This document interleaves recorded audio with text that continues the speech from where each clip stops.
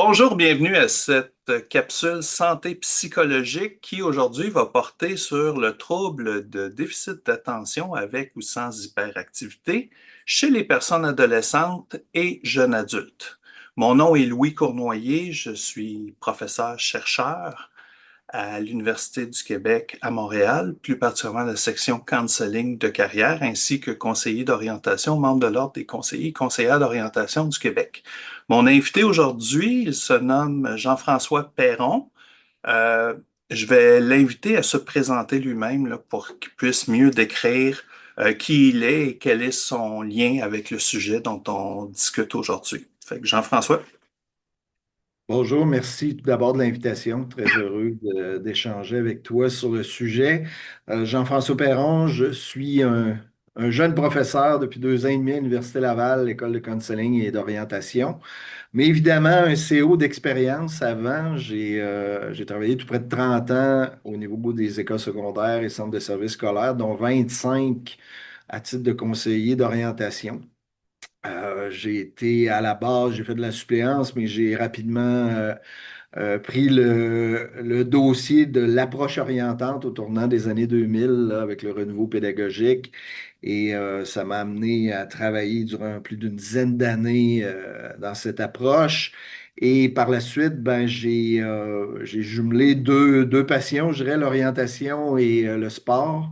Parce que je suis devenu superviseur d'un programme hockey dans les 15 dernières années avant que je transige vers l'université, parce qu'en parallèle, j'avais fait un doctorat pendant une dizaine d'années à temps partiel la fenêtre d'opportunité s'est ouverte dans le secteur de l'éducation, l'école de counseling et d'orientation à l'Université Laval et j'ai eu le privilège d'être sélectionné. Donc, depuis 2 ans et demi, j'ai ce nouveau poste et je savoure chaque instant. Parfait. Euh, Jean-François, avant qu'on aille plus loin, tu sais, je vais te relancer avant d'aller avec une première question. C'est quoi ton lien avec le sujet dont on parle aujourd'hui?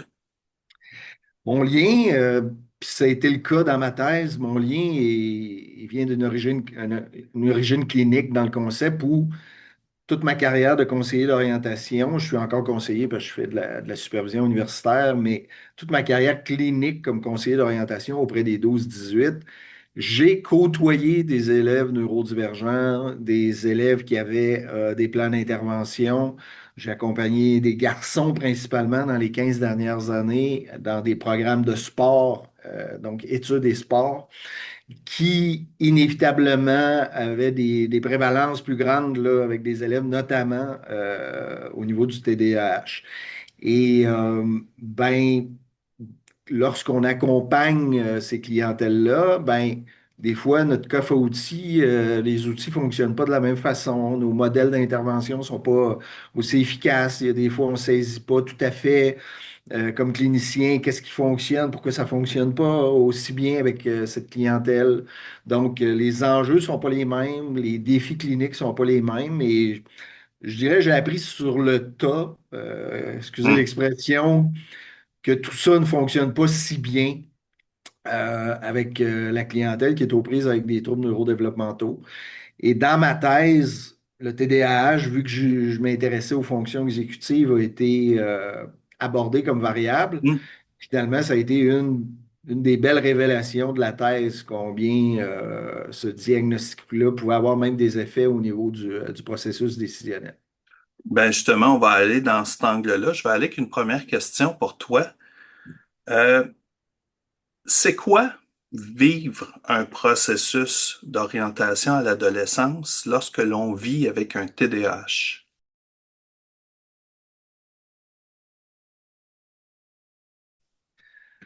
C'est une bonne question. Je dirais la première chose qui est importante à comprendre, c'est que oui, il y a le diagnostic comme tel, mais autour de ça, il peut y avoir, j'aime pas le terme à chaque fois que je le dis, mais une certaine comorbidité. Par exemple, si tu vis de l'anxiété, c'est pas rare qu'on observe aussi un diagnostic TDAH et parfois on ne sait pas lequel crée les comportements de l'autre ou les enjeux de l'autre. Donc, ce qui fait que c'est dans toutes les directions lorsqu'on travaille avec quelqu'un de TDAH. Quelqu'un qui a un diagnostic peut être à la fois très précautionneux, vouloir essayer d'être dans son dossier à temps plein, puis d'être en hypervigilance, mais on a aussi l'autre, pour des raisons X, Y, Z, qui va venir nous voir peut-être tardivement parce qu'il repousse cette décision complexe-là pour différents enjeux. Donc, vivre avec un TDAH, au-delà de la réussite scolaire, ben c'est quand même un défi de, de, s- de s'impliquer, d'avoir ce readiness-là, d'embarquer dans cette prédisposition-là à faire un choix vocationnel aussi. Ouais. Ce qui est intéressant dans ce que tu dis, c'est qu'il n'y a pas juste un style de fonctionnement associé à ça. Tu sais, d'un côté, tu dis, il y a des gens, et ça, on le voit moins, là, on le perçoit moins au plan populaire, que ça peut être une personne qui va être hyper vigilante, si je comprends bien, Ouais. dans sa Ben, démarche. tu sais, l'hypervigilance, je paraphrase parce qu'on parle aussi d'un hyper-focus. Hyper focus. OK. Ouais, c'est que la personne qui a un diagnostic TDAH,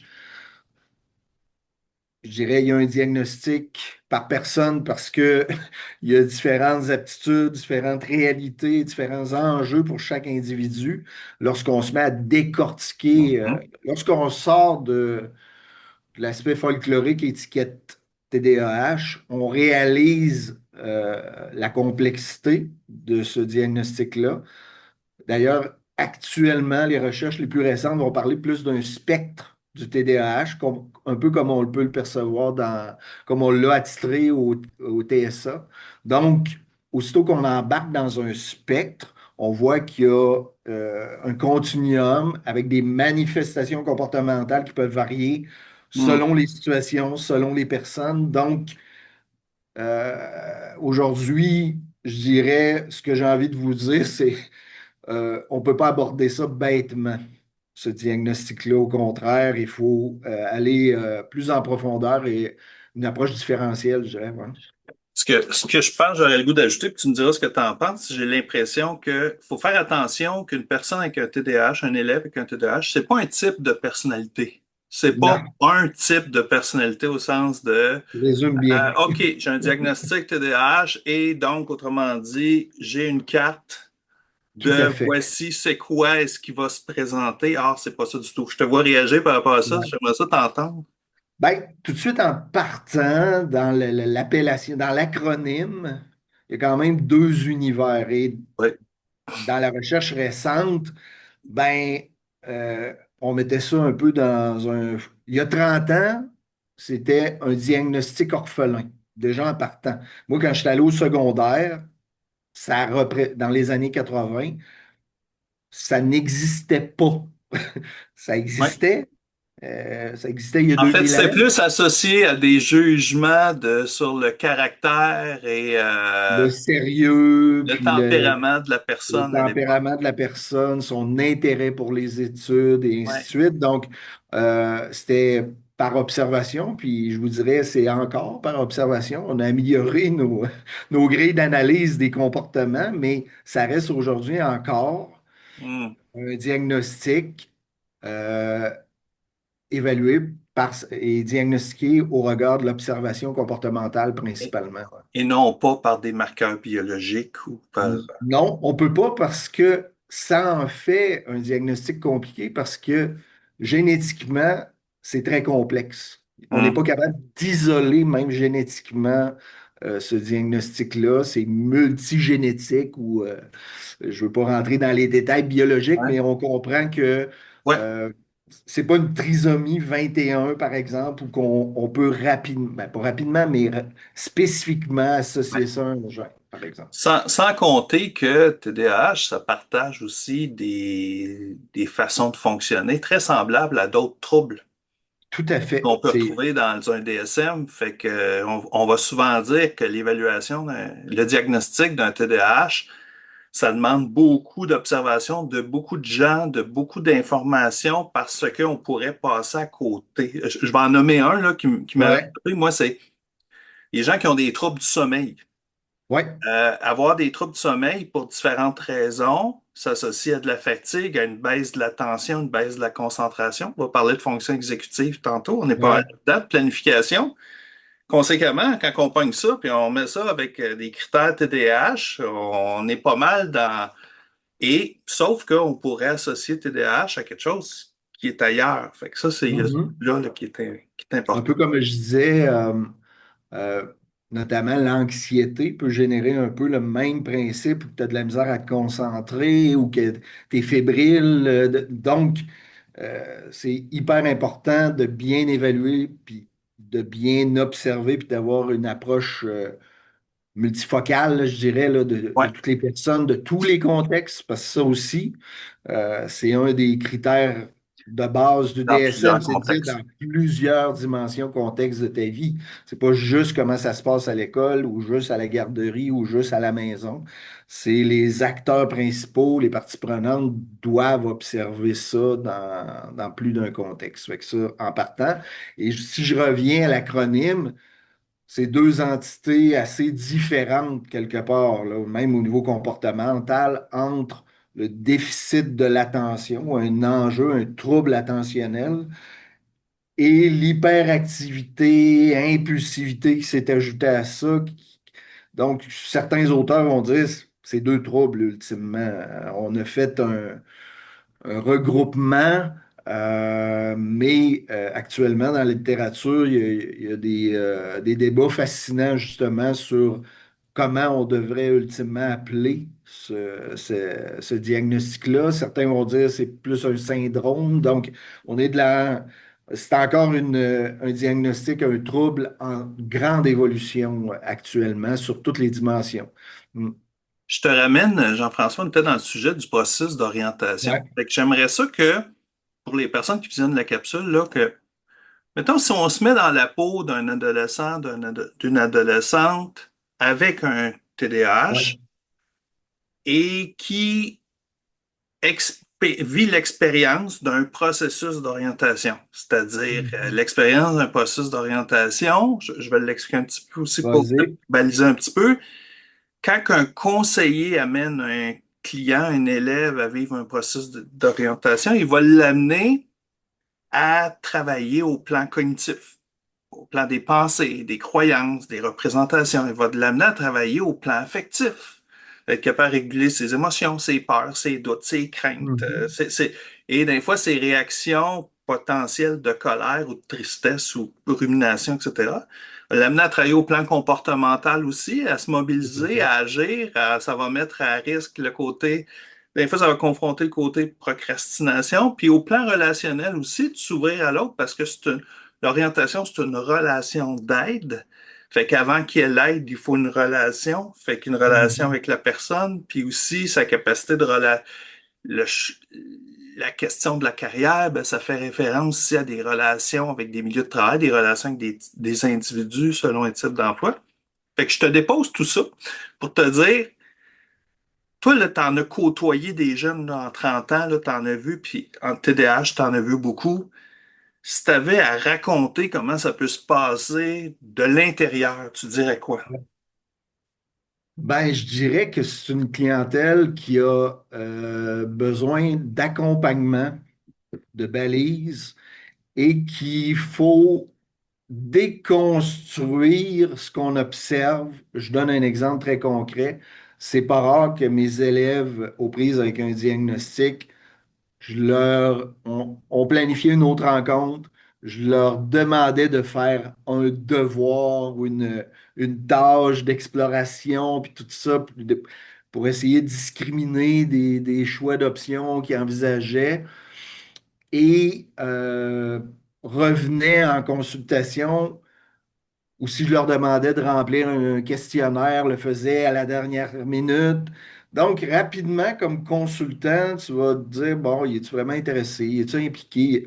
Hmm. Alors que si on ne comprend pas le fonctionnement d'une personne aux prises avec ce trouble-là, on va embarquer sous des mythes ou des préjugés en intervention, puis on pourrait avoir des biais cognitifs ultimement, puis stigmatiser, comme on le disait, l'étiquette. Alors que la personne qui est aux prises avec ce trouble-là, aussitôt que tu lui demandes de faire une nouvelle tâche complexe, qui est quand, tu sais, un choix vocationnel, c'est complexe. C'est une des tâches les plus complexes comme prise de décision, tant qu'à moi, de ce que j'ai pu observer. Et ça se passe dans une période assez restreinte. L'élève va être aux prises avec la tentation de régler ça rapidement pour plusieurs d'entre eux.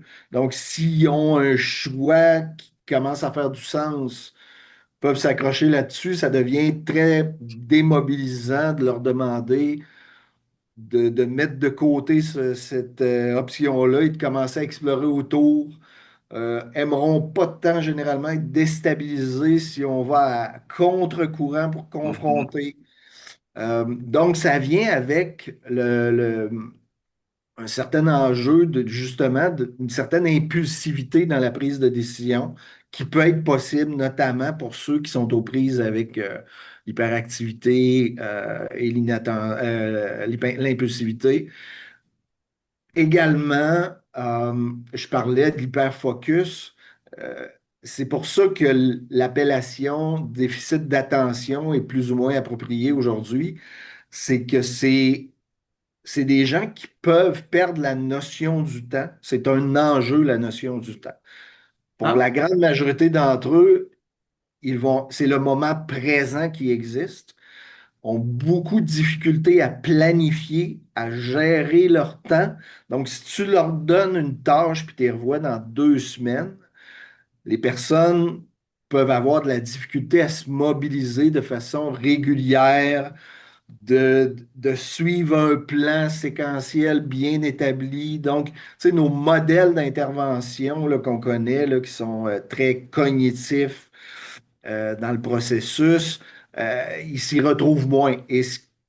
Et l'inattention, ce qu'on observe, c'est la personne diagnostiquée qui est aux prises avec ce trouble-là va rapidement perdre un intérêt au projet si moindrement la tâche qui lui est demandée, il l'aperçoit comme inintéressante. ah, Donc, c'est pas tant le processus que c'est peut-être l'objectif spécifique qui le mobilise pas. Et nous, on est habitué de travailler comme ça en orientation, hein, dans un processus logique éclairé.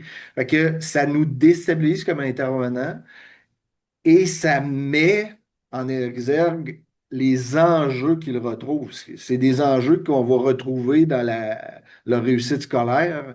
Les enseignants pourraient avoir les mêmes observations en disant, bon, il fait ses travaux à dernière minute, de la misère à se mobiliser, à planifier ses tâches, à gérer son temps.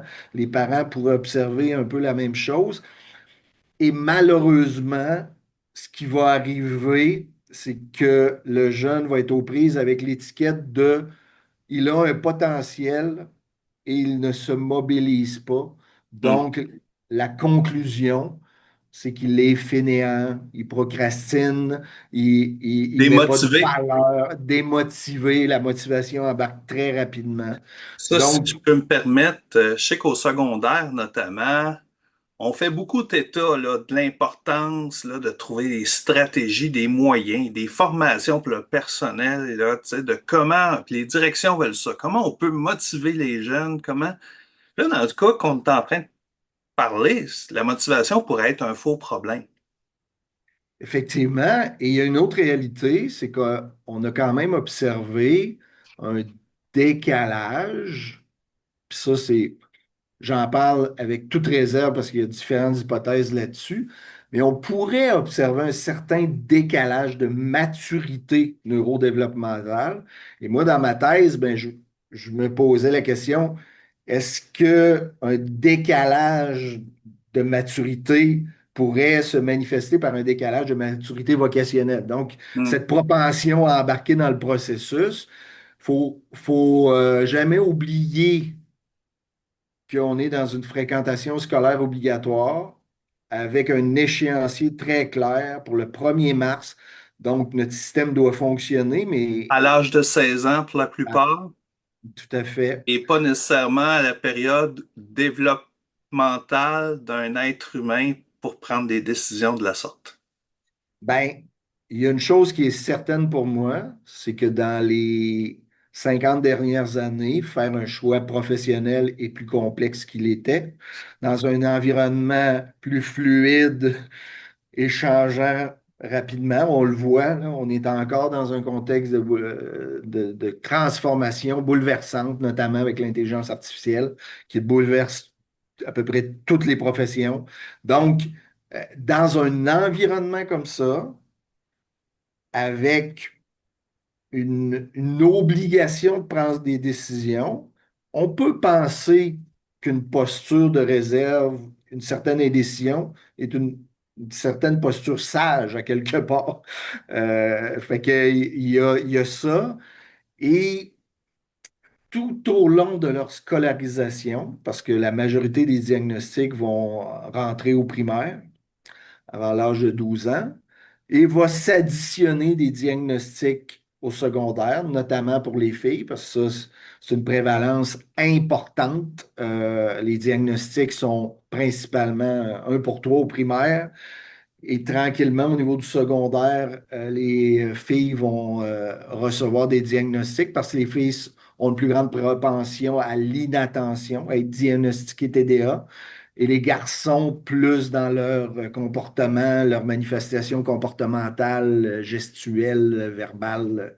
Donc, euh, évidemment, c'est plus facile à observer que l'inattention, la perte d'attention, partir dans l'une aussitôt que c'est plate ou qu'ils ne voient pas Ouais, leur ouais. intérêt, mais ils dérangent moins dans les environnements, ces personnes-là. Fait que tout de suite, on voit une dichotomie au niveau des genres.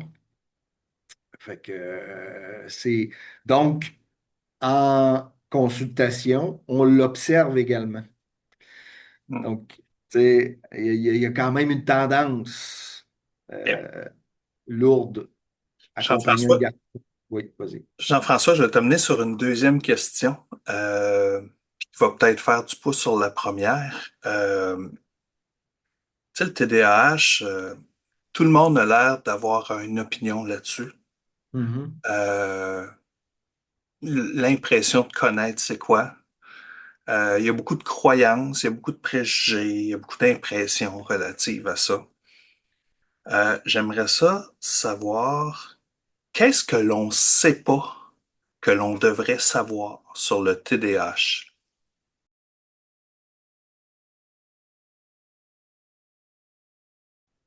Je vais tout de suite renommer, il faut l'absorber, il faut l'aborder sur un spectre maintenant. Ça, je pense que c'est la première chose.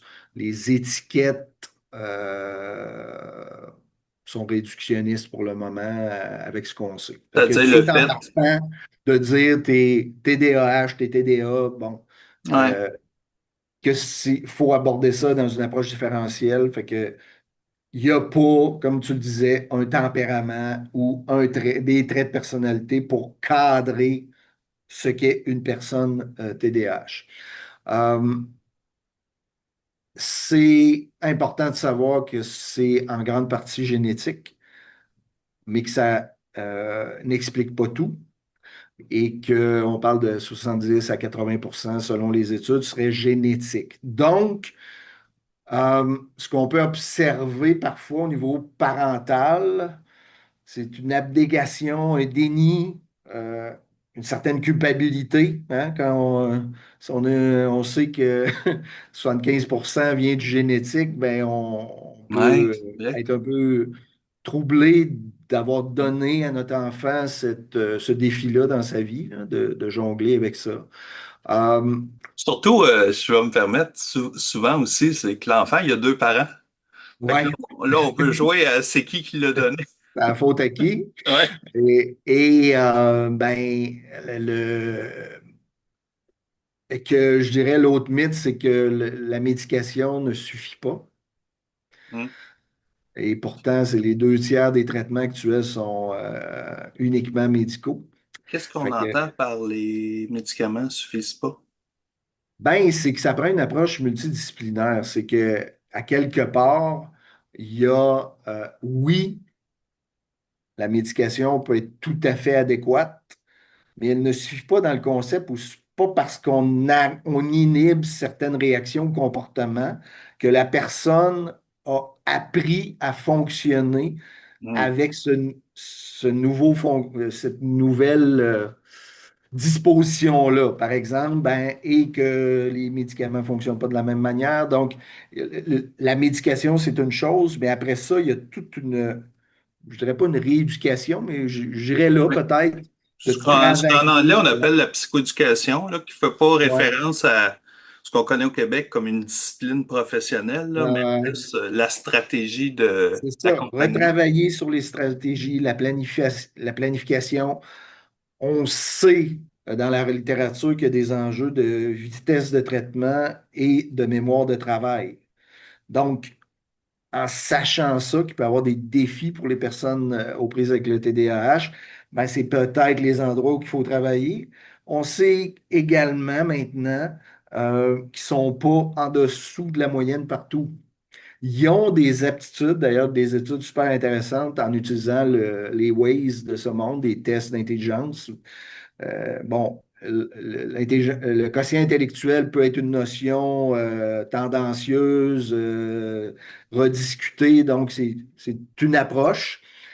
Mais lorsqu'on regarde même à ce niveau-là, les personnes aux prises avec le TDAH peuvent se retrouver sous la moyenne dans certains scores justement de vitesse de traitement. Ça ne veut pas dire qu'ils ne sont pas capables, mais dans un contexte scolaire où tu n'as aucune latitude parce que ton cours dure 75 minutes ou notre rencontre d'orientation 55 ou ainsi de suite, ça peut être un enjeu, cette gestion de temps-là, ce temps restrictif-là.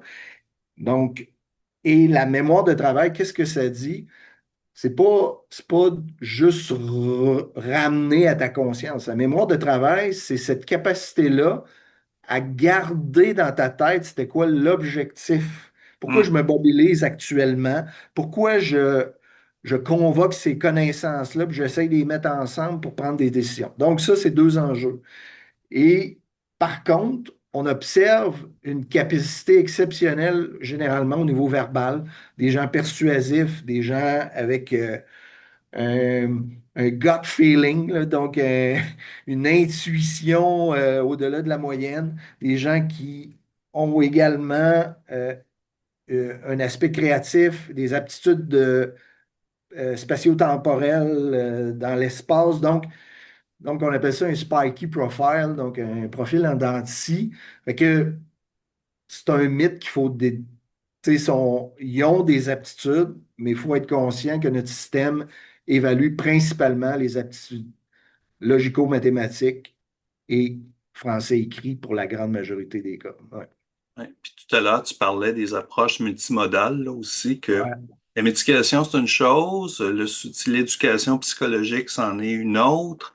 Le développement de stratégies de régulation personnelle aussi par rapport à ça, être capable de s'auto-évaluer, s'auto-réguler Ouais. tout le temps quand ça se présente. Et ça, j'aime que tu ailles vers là, c'est que un auteur fort là, du TDAH là, passe sa carrière, Russell Barkley, c'est une référence mondiale. Et lui, il va même jusqu'à re-questionner l'appellation. Pour lui, en somme, ce qu'on appelle le TDAH, c'est un enjeu d'autorégulation. Ah, C'est OK. cette capacité-là, considérant qu'on a une certaine impulsivité, qu'on a un certain enjeu à garder le focus quand la motivation diminue. Tu sais, quand on parle de motivation, sa mobilisation est associée à l'intérêt qu'il porte ou au plaisir qu'il porte à ce qu'il est en train de faire, alors qu'il est capable de l'inverse, perdre la notion du temps et être hyper focalisé sur une tâche qui le passionne. Et ça, c'est pas anodin, c'est une aptitude supplémentaire pour quelqu'un par rapport à la moyenne. Fait que Barclay, ce qu'il dit, c'est concentrons-nous sur cette capacité-là à s'auto-réguler. Donc, cette inhibition-là à peut-être pas choisir le plaisir ou l'instantané, d'être capable de se donner, de garder l'objectif à moyen terme. Donc, c'est cette mémoire de travail-là qui est sollicitée à chaque fois qu'on lui demande d'embarquer dans un processus où la réponse n'est pas immédiate, où la récompense n'est pas immédiate. Donc, c'est un nouveau, je dirais, paradigme autour du Ouais. TDAH qui est hyper intéressant. Euh, et qu'il ne faut pas sous-estimer les impacts du TDAH. Puis tout à l'heure, je te ramène sur quelque chose. Tout à l'heure, tu as rappelé un élément important dans le diagnostic d'un TDAH qui est ça doit se manifester dans plusieurs domaines de vie. Donc, autrement dit, parce que si ce n'était pas le cas, on peut penser que là, ça serait plus un trouble d'adaptation à Ouais, à une situation, tout à à un fait. environnement. Fait que donc, une question double. Euh, comment le TDAH, comment l'expérience d'un TDAH impacte-t-il différents domaines? C'est quoi l'impact du, excuse-moi, vous venez vers la voix? Ouais. L'impact du TDAH dans différents domaines de vie, puis comment faut porter une attention à l'importance de l'environnement social. Quand je te dis qu'il ne faut pas diminuer le diagnostic et ses défis potentiels, je pense juste en éducation, des prévalences significatives, moins de rendement scolaire. Et qui dit moins de rendement, dit des possibilités à court terme diminuées de programmes contingentés. Tout de suite, en partant, le Hmm. champ des possibles peut être altéré. Euh, une sous-représentation postsecondaire, qui n'est pas anodin. Est-ce que c'est ça qu'on veut comme société? Sans diminuer, dévaloriser les formations professionnelles, par exemple, il y a quand même un enjeu actuellement avec les personnes neurodivergentes. On va les regrouper comme ça, ou neurominorités même, dans de certaines. Il y a, parce qu'on est beaucoup dans de la terminologie d'inclusion dans ce cas-là, et ça va très vite, là. Fait que concrètement, s'il y a moins de rendement, il y a des enjeux de cheminement potentiel à court terme. Et comme on sait qu'ils peuvent avoir une difficulté à persévérer dans un projet qui ont de la misère à définir, ben, on ne peut pas diminuer ça. Après ça, ben, je dirais ils ont un risque accru de redoublement. Hmm. Donc, s'il y a moins de rendement, une possibilité de redoublement, on sait que le redoublement est une formule plus ou moins efficace au secondaire notamment. Quand c'est associé à une belle évaluation au niveau primaire, les plus jeunes, de maturité socio-émotionnelle, tout ça, moins d'incidence globalement, mais rendu au secondaire, le redoublement est un enjeu. Fait que faut regarder ça. Fait que juste dans notre système éducatif, il y a des enjeux majeurs. Des enjeux au niveau de l'emploi. La littérature nous dit que, un, ils rentrent de façon plus précoce sur le marché du travail. Évidemment, s'il n'y a pas d'études postsecondaires, on Oui. peut y penser. Davantage de travail à temps partiel, euh, des emplois moins qualifiés dans plusieurs des cas, des progressions de carrière plus difficiles, des changements voulus ou imposés. Donc, un certain butinage professionnel, là, si tu me permets le terme, où les personnes aux prises avec le TDAH ont une propension plus grande à changer souvent d'emploi pour différentes raisons. Euh, et là, ça, c'est deux univers, professionnel et éducatif, mais au niveau social, au niveau comportemental, au niveau de la prise de risque, ils ont une prévalence plus grande au niveau de la conduite automobile. Évidemment, nos garçons, encore plus grands. Fait que, il y a des enjeux sociaux, des enjeux publics qui peuvent être associés à ça, des coûts sociaux également. Fait que c'est pas anodin, le diagnostic. Mhm. Et c'est pour ça qu'il faut avoir une approche multimodale, parce que éteindre quelque chose qui dérange avec une médication, ça dérange qui? Généralement, ça va déranger la personne parce qu'elle n'est pas bien d'être rejetée ou avoir des enjeux relationnels. Euh, Estime, confiance, image de Tout à soi. fait. Et ce que la littérature nous dit souvent, c'est que les troubles d'opposition vont se manifester à la suite Mhm. du diagnostic parce qu'inévitablement, si tu te comportes peut-être moins adéquatement selon les normes sociales, les enjeux de rejet, les enjeux de confrontation, et à un moment donné, tu vas vouloir te protéger et l'opposition pourrait s'installer. Et Ah. donc, Une stratégie de euh, contre-attaque. ouais, fait que c'est un un mécanisme de survie tout à fait légitime, mais dans un système rigide de performance comme l'école, ben, ça peut nuire au Ouais. cheminement. Donc, je te dirais, tu sais, je focaliserais sur ces deux univers-là, mais pour moi, c'est quelque chose d'important. Ce qu'on ne sait pas aussi, c'est quand même un diagnostic qui perdure, qui est universel. Tu sais, c'est pas spécifique au Québec, là, le TDAH. C'est des prévalences universelles entre 5 et 8 à l'âge adulte. Bien qu'on ait Le- plus de diagnostics au Québec qu'ailleurs au Tout à Canada, ça, fait. c'est un autre sujet. Oui, mais j'aimerais en parler Ah, parce que ben pour moi, vas-y. c'est un enjeu majeur.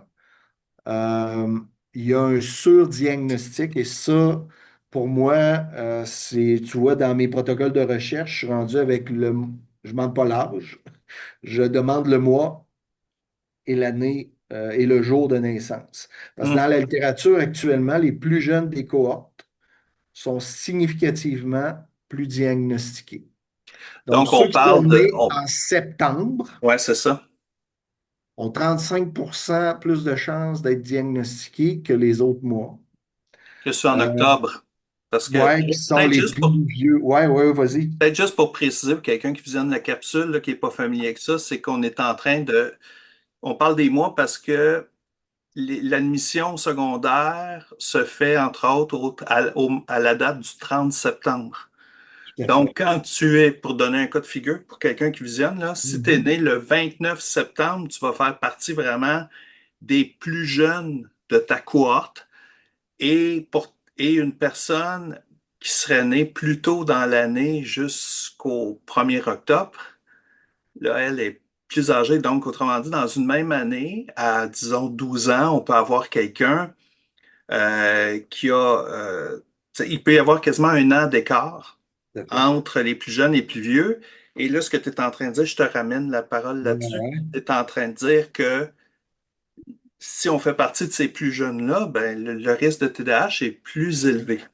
La- la- le risque de Le risque de diagnostic et diagnostic. de médication. OK. 1,6 pour le diagnostic, 1,7 pour la médication. Donc, on peut avoir un surdiagnostic qui pourrait être plutôt associé à une immaturité développementale tout à fait logique. Pensez à ça quand tu rentres en maternelle. Ma fille, c'est une 28 septembre, elle est rentrée, elle avait 4 ans et il y avait des amis qui avaient un an de plus vieux qu'elle, donc qui allaient avoir 6 ans. Il y avait un an d'écart, mais sur 5 ans de vie, c'est énorme. Et comme on sait que la majorité des diagnostics arrivent très tôt, donc ça ne veut pas dire que la majorité ne sont pas de vrais diagnostics, mais il faut faire attention au diagnostic qui pourrait être associé, un, à une méconnaissance du trouble et deux, à des comportements qui se retrouvent dans les symptômes, mais qui pourraient être aussi des comportements d'immaturité socio-émotionnelle tout à fait normal pour un enfant. Donc, beaucoup d'auteurs vont dire qu'il faut se garder une petite gêne dans les Ouais. premières années de scolarisation avant de officiellement déterminer un diagnostic. Ça ne veut pas dire qu'il ne faut pas le prendre en charge, ça ne veut pas dire qu'il ne faut pas l'évaluer, mais de se garder un droit de réserve. Et la majorité des personnes qui côtoient ces enfants-là sont les enseignantes et enseignants des premières années de scolarisation, qui font un travail formidable, mais qui sont peut-être pas des spécialistes non plus de l'évaluation et du diagnostic. Ouais. Je vais t'amener, je vois le temps qui file, je vais t'amener Oui, sur une dernière question ensemble avant oui, de conclure. En fait, à ramasse, il y a beaucoup d'éléments que tu as déjà nommés. On va parler de comment intervenir en orientation auprès de ces jeunes-là. Donc, ma question serait clairement la suivante, c'est comment accompagner en orientation une personne adolescente ou jeune adulte vivant avec un TDAH?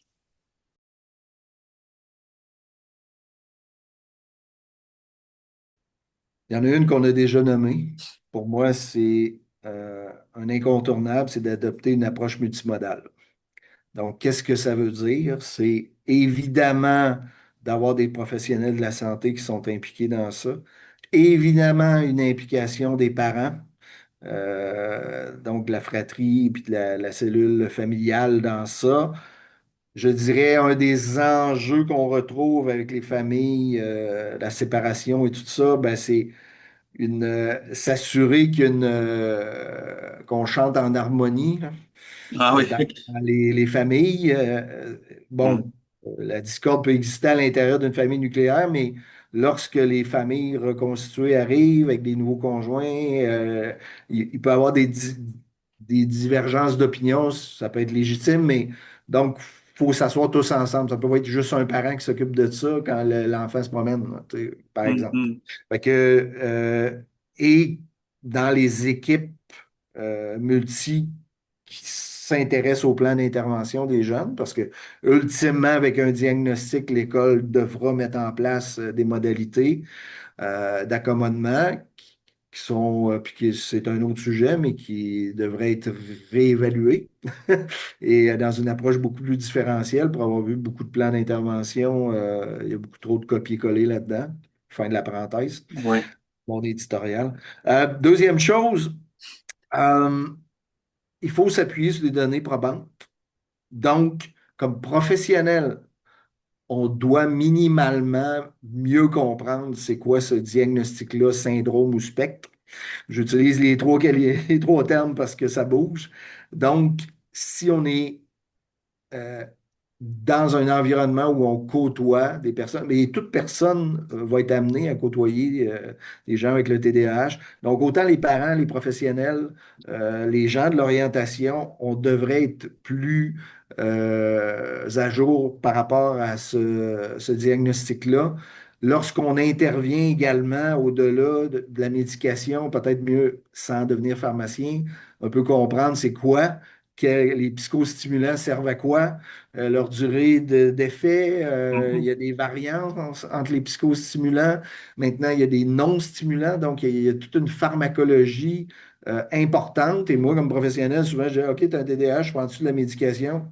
Et j'arrêtais là parce que j'étais méconnaissant, mais chaque médication, chaque molécule ne fonctionne pas nécessairement de la même façon. Fait que sans devenir un spécialiste, il Ouais, puis faut... je pense Ouais. que je vais me permettre là-dessus pour quelqu'un qui puisse bien comprendre, c'est qu'effectivement, le but de connaître la médication en orientation, c'est pas de jouer au pharmacien. Non. C'est vraiment parce que, je répète ce que je disais tantôt, nous autres, moi je dis souvent, je vais l'expliquer de même, on accompagne une personne à un processus qui va consister à réaliser des opérations de traitement d'information puis de régulation d'expérience sur le plan cognitif, affectif, comportemental, relationnel. Donc, tout ce que la médication permet positivement ou négativement d'amener, ben moi comme professionnel, toi comme professionnel, les gens qui visionnent ça, c'est important de le savoir parce que, d'un, pour être plus empathique à la situation de la personne, ne pas se tromper, de ne pas avoir un préjugé qui pourrait être erroné. Mhm. On a parlé souvent de la question de ah, la personne, elle semble pas, elle est pas bien motivée au processus. Mhm. Et là, il y a peut-être des explications qu'on peut faire. Puis je vais rajouter un élément aussi, c'est à quel point ça vaut pour toutes les situations. La personne, elle en est où dans l'utilisation de sa médication? Est-ce que la médication est ajustée? Est-ce qu'elle est établie?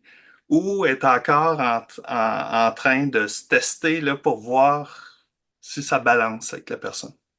Ben, je reviens sur mon exemple où je peux avoir un préjugé en disant que l'adolescent ou l'adolescente ne s'est pas mobilisé entre nos deux rencontres.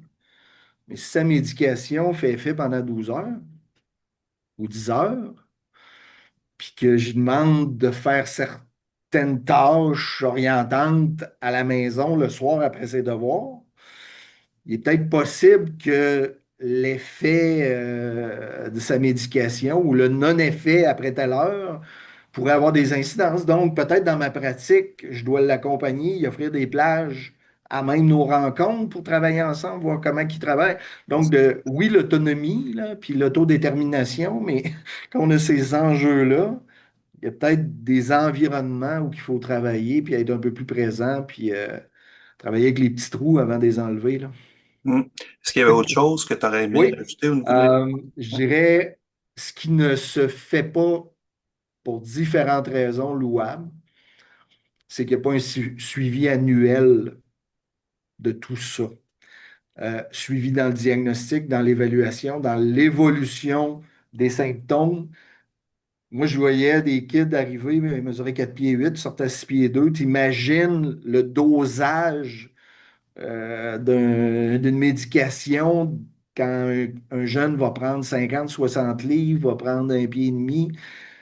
C'est énorme l'ajustement et le nombre de fois que les jeunes me disaient: Ah, je sais pas, là, il me semble que je me sens plus adéquat, on vient de réajuster, celle-là marchait pas, puis l'autre. C'est un enjeu quotidien pour ces jeunes-là, en pleine croissance, en pleine maturation sur différents niveaux. Fait que un suivi longitudinal et comme conseiller, conseillère d'orientation, pour moi, il est évident que c'est pas: Ah, OK, il y a un diagnostic, il y a un suivi également. T'en es rendu où avec ça? C'est quoi les effets d'après toi? C'est quoi comme incidence sur ta réussite? Comment tu peux jongler avec ce que je te demande comme tâche entre nos séances au regard de ta situation TDAH? Et ça, il faut éduquer tout le monde un peu plus là-dessus. Et je pense qu'on a une position clé pour le faire comme conseiller d'orientation. Euh, et bon, on n'est pas encore des spécialistes du diagnostic. Peut-être que ça viendra, là. On deviendra peut-être comme conseiller d'orientation en mesure de... Peut-être pour préciser pour quelqu'un qui visionne quand même, un conseiller d'orientation peut obtenir une attestation de diagnostic de ce qu'on appelle des troubles mentaux neuropsychologique. Ouais. et conséquemment agir à ce niveau-là, mais de base par sa formation, non. Ouais, c'est ça. C'est la loi 21 puis la loi 67, là, c'est deux enjeux. Ça va évoluer, mais ça ne me surprendrait pas qu'on devienne des acteurs potentiels à l'évaluation et ultimement diagnostic. Mhm. Et ben, si on embarque dans ce rôle-là, la confusion des diagnostics, le chevauchement des observations, des symptômes, c'est quelque chose qu'il faut rester hyper vigilant. Donc, pour moi, mettre les parents, les enseignants, les élèves au cœur de la démarche, toujours valider la sévérité des symptômes, c'est quoi les impacts au quotidien pour le kid, être très vigilant sur l'effet relatif de l'âge. Je reviens aux plus jeunes des cohortes. Bon, défaire un diagnostic, généralement, on ne fait pas ça, là, mais il y a des enjeux parce que, ultimement, à l'âge adulte, il y en a qui n'ont plus de symptômes. Ça arrive. C'est pas 100% des jeunes qui vivent avec un diagnostic et des symptômes réels que la prévalence va perdurer au niveau C'est ça. adulte. Et au niveau statistique, d'ailleurs, la Ouais. prévalence est moindre à l'âge Ouais. adulte qu'elle est à l'adolescence. Ultimement, tout ça va se transposer dans le monde du travail. Mhm. On doit, je pense, être beaucoup plus soucieux des transitions avec ses clientèles aux prises avec le TDAH, notamment lorsqu'on travaille avec une transition de l'éducation vers le monde du travail. Et tranquillement, je pense qu'il y a quelques études qui émergent sur les enjeux positifs d'avoir des clientèles neurodivergentes dans notre personnel si on les balise dans un environnement où ils peuvent utiliser leur plein potentiel. Tout à l'heure, je parlais d'aptitudes au-dessus de la moyenne sur certaines aptitudes, certaines habiletés. Dans certaines entreprises, c'est quelque chose qui devrait être pris en compte.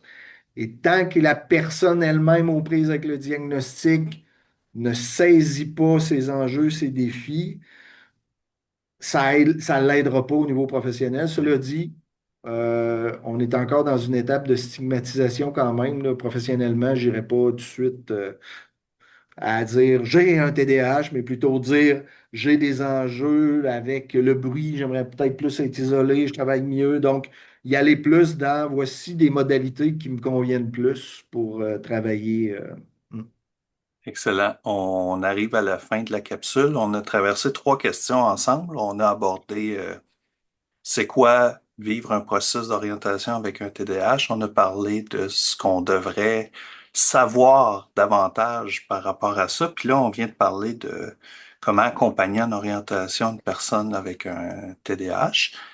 On- Ma dernière question, c'est une question de conclusion. En fait, Jean-François, quel est le message que tu aimerais que les gens qui ont visionné la capsule repartent avec le Euh, plus?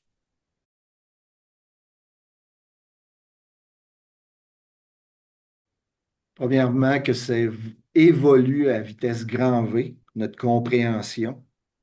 Donc, de rester à jour là-dessus. Deuxièmement, il faut avoir une approche différentielle, qu'il n'y a pas un diagnostic. Ça peut être troublant parce qu'à quelque part, on a des symptômes puis on coche, mais il n'y a pas un profil qui répond à ce diagnostic-là. Et que C'est c'est pas un vraiment type de personnalité, différentiel. comme on a dit. Non plus. Fait que pour moi, là, tu sais, comme professionnel, on ne peut pas être blâmé de ce qu'on ne sait pas, mais lorsqu'on sait qu'on travaille avec une clientèle aux prises avec ces diagnostics-là, c'est notre devoir de se mettre à jour, de se perfectionner et de faire des suivis là-dessus. Parce que trop souvent, OK, ça fait partie du dossier, il y a un TDAH, il prend une médication, mais l'impact que ça a pour aider la personne à bien saisir ses défis, ses enjeux, mais aussi les potentiels que ça peut apporter. Je te donne un dernier exemple. Je sais que tu me donnes un dernier mot, mais il n'est pas rare de voir des entrepreneurs aux prises avec ça parce qu'il y a inévitablement l'intuition est très importante et la prise de risque lorsqu'on on se lance en affaires est inévitable. Ben, c'est un des aspects qui habitent certaines personnes aux prises avec l'hyperactivité ou l'impulsivité notamment. Fait que c'est pas noir ou blanc, il y a de la nuance à avoir et plus qu'on le connaît, ben, plus qu'on sent qu'il faut encore en apprendre. Parfait. Eh bien, Jean-François, merci beaucoup là, de nous avoir partagé tes connaissances, tes expériences, puis je suis certain que ça va être profitable là, pour les gens qui vont visionner la capsule.